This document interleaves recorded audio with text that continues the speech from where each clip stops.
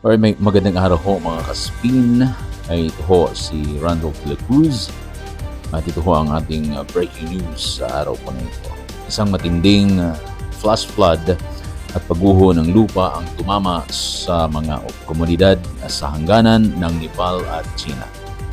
Particular sa Rosua District ng Nepal. Makikita sa mga kuha ang mabilis na paggagasa ng tubig at putik na sumira sa mga kabahayan, kalsada, tulay, at iba pang infrastruktura.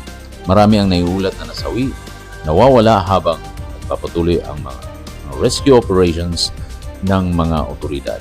Pinapayuhan ng mga residente na lumayo sa mga ilog at lugar na posibleng magkaroon ng karagdagang pagbaha o landslide. Ako si Randolph de la Cruz, nag-uulat para sa Spin Media TV, adding value, creating significance.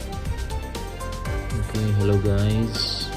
Hello mga kaspin, ito ho ang ating flag mic. Ito ho yung dalawang order po natin, yung sa Lampurnas, okay? At saka yung pong sa Spin Media Romblon. Ayan, i-deliver na po ito. Ayan, so may cover po yan. Wireless po ito mga kaspin. So, ayan. Ito po yung pinaka-wireless mic niya. Kinakabit po yan dyan. At saka meron po siyang receiver.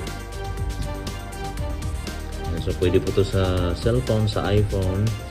Ikabit lang po yung pinaka-receiver niya. Pwede din po sa laptop yan.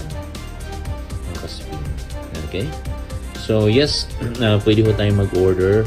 Pre-order po ito.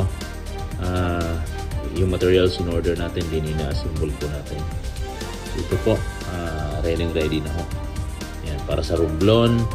At ito para sa Jensen, sa ano po sa Digos, Lampurnas, Spin Media.